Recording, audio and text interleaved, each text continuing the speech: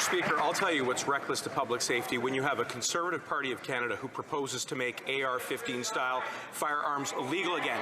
On this side of the House, we propose to ban them and buy them back to protect our communities. What's reckless, Mr. Speaker, is when you either introduce legislation that is unconstitutional or just filibuster it. That's what's reckless to public safety.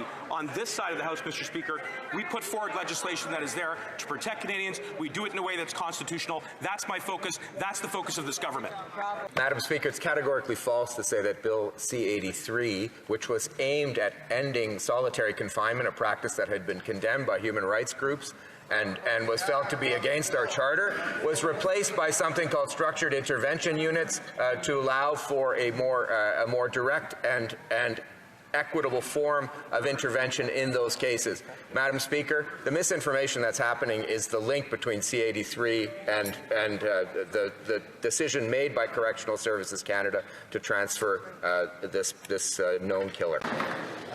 Mr. Speaker, my honourable friend is correct. The aviation sector around the world has experienced significant disruptions over the last couple of years, and Canadian workers and travellers felt it here at home.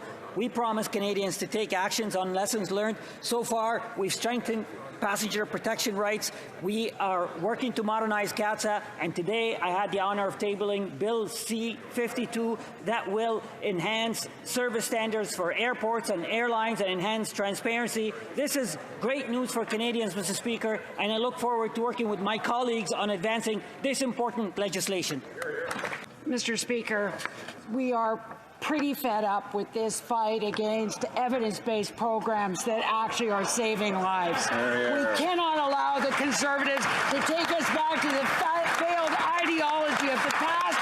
Even Harper's advisor, Ben Perrin, thinks they're speaking nonsense.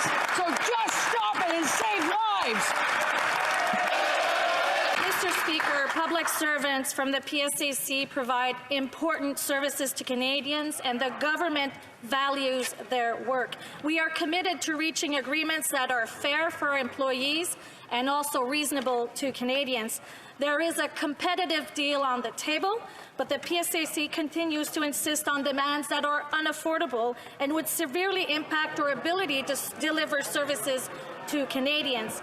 Now, Canadians can expect both parties to bargain in good faith and find compromise. That is what we are focusing on, Mr. Speaker. Merci.